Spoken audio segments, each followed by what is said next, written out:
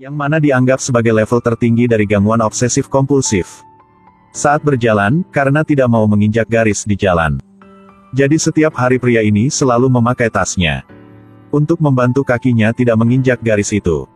Selain hal ini, pria ini memang orang yang terkena gangguan obsesif-kompulsif yang parah.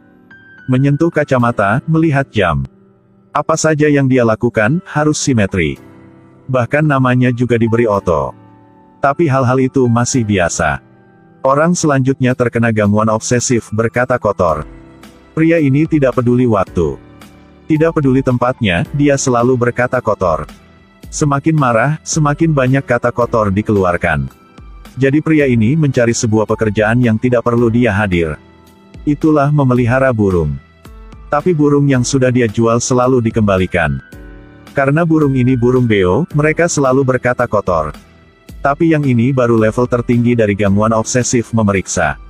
Sebelum keluar, wanita ini harus tutup semua tutupan. Sudah pasti bahwa kunci sudah diambil. Tapi wanita ini harus memeriksa lagi. Baru keluar dari rumah, dia sudah khawatir apakah lampu sudah dimatikan belum. Jadi dia harus kembali rumah lagi. Lalu dia naik bis.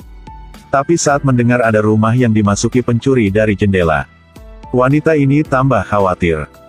Jika dia tidak pulang untuk memeriksa, pasti dia tidak bisa tenang. Demikian begitu, wanita ini selalu terjebak antara dua hal yaitu keluar dan pulang.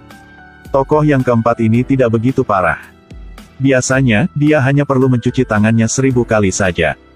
Jika tidak sengaja dia menyentuh mukanya, dia harus mencuci muka segera. Jika rambutnya tersentuh, dia harus cuci rambut juga. Artinya di mana yang disentuh, harus dicuci segera. Tambahan lagi, dia selalu pakai kaki untuk membuka pintu. Tisu yang terjatuh ke lantai tidak akan dipakai lagi. Yang paling ajaib, pria yang kedua, setiap hari dia akan berkata buruk 1368 kali. Setahun, jumlahnya 499.320 kali. Jika sekali cuci tangan menghabiskan 600 ml air, makanya wanita keempat itu harus menghabiskan 219 ton air. Dan angka-angka ini, semua dihitung oleh pria yang kelima. Dia terkena gangguan menghitung. Jika angka hadir, dia akan tidak berhenti menghitung. Jika naik tangga, dia juga akan menghitung jumlah anak tangga. Saat mengemudi, dia tidak lupa untuk menghitung jumlah mobil di jalan. Hal yang aneh terjadi. Hari ini semua mencari dokter psiko untuk mengobati gangguan mereka masing-masing. Tapi tidak tahu kenapa, semua mereka berjanji pada jam 4 sore. Saat ini, perawat kabari mereka bahwa penerbangan dokter ditunda. Mendengar kabar buruk, penyakit mereka semakin parah. Buddha Amitabha. Hanya wanita yang duduk di sudut tidak bilang apa. Tampaknya sangat biasa. Sampai saat, hei hei hei hei hei hei hei. Inilah gangguan yang memang langka ditemui, namanya gangguan berulang kata. Pasien akan terus-menerus mengulangi satu kata. Atau ulangi 2 kali kataan dia. Jadi ketika dia mau mendukung orang, jadi begini. Itulah kemajuan. Itulah kemajuan. Atau saat dia terkejut, akan begini. Tunggu sebentar. Aku ada temuan yang baru. Apa itu? Tunggu sebentar.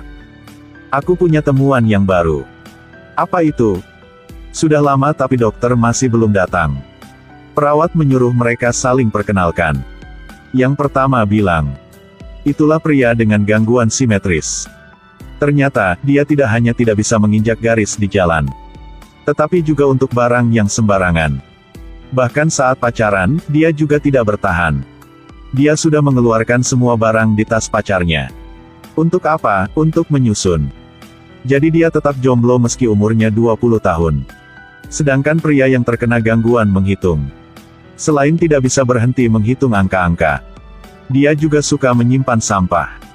Di halaman rumah dia, semua barang dibawa dari jalan. Karena hal ini, istri dia sudah bercerai. Sedangkan wanita yang suka mencuci tangan, dia adalah ahli biologi. Karena dekat dengan mikroorganisme setiap hari, jadi dia merasa bakteri di mana saja. Setiap hari, dia selalu membuat dekontaminasi di kantor. Bahkan dia dilapor oleh pembersih di kantor. Karena mereka tidak ada pekerjaan lagi. Mendengar cerita yang aneh dari mereka, mereka merasa sangat simpati. Sudah bertemu dengan banyak dokter tapi gangguan mereka tetap parah. Tidak sebaik pengobatan sendiri. Jadi mereka mulai mencari metode pengobatan. Yang pertama harus diobati itulah pria yang suka berkata buruk. Dia harus menahan untuk tidak berkata buruk selama 3 menit. Tapi semakin stres, gangguan pria ini semakin parah. Setiap kali bapak ini mulai berkata buruk, wanita yang terkena gangguan ulangi juga mulai. Ketika mereka pikir sudah gagal, pria dengan gangguan menghitung menemukan level buruk dalam kata pria ini sudah lebih turun. Akhirnya pria bilang nama seekor ikan. Baiklah, itu bukan kata buruk, itulah nama ikan. Aiza mulai lagi. Baiklah, itu bukan kata buruk, itulah nama ikan. Yang kedua adalah wanita yang suka memeriksa. Dia tidak boleh memeriksa kunci atau apapun. Dan semua terus bertanya dia apakah dia membawa kunci. Apakah pintu sudah dikunci? Apakah keran dimatikan? Tapi hal ini memang susah. Tanpa diduga, wanita ini pingsan. Semua dengan cepat mengeluarkan kunci. Wanita ini baru tenang lagi. Bagi wanita yang suka cuci, mereka sudah menemukan cara yang sangat aneh. Inilah mangkuk tandas yang sudah dipakai 100 orang. Hanya sentuhnya, gangguan wanita ini akan membaik. Melihat wanita ini ragu-ragu, pria yang suka menghitung sudah tekan tangan wanita ini ke bawah bak cuci muka umum. Tidak nyaman rasanya. Tubuh wanita ini merinding segera. Baru saja memikirkan air dari mangkuk tandas sudah menyentuh bak cuci muka. Wanita ini memang marah, dia menjerit. Jadi cara ini gagal. Terus pria yang tidak menginjak garis jalan. Mereka sengaja ke sebuah karpet lalu mendorong jatuh dia. Tapi pria ini seperti hero. Aduh, mudah banget loh. Lalu mereka tutupi mata dia.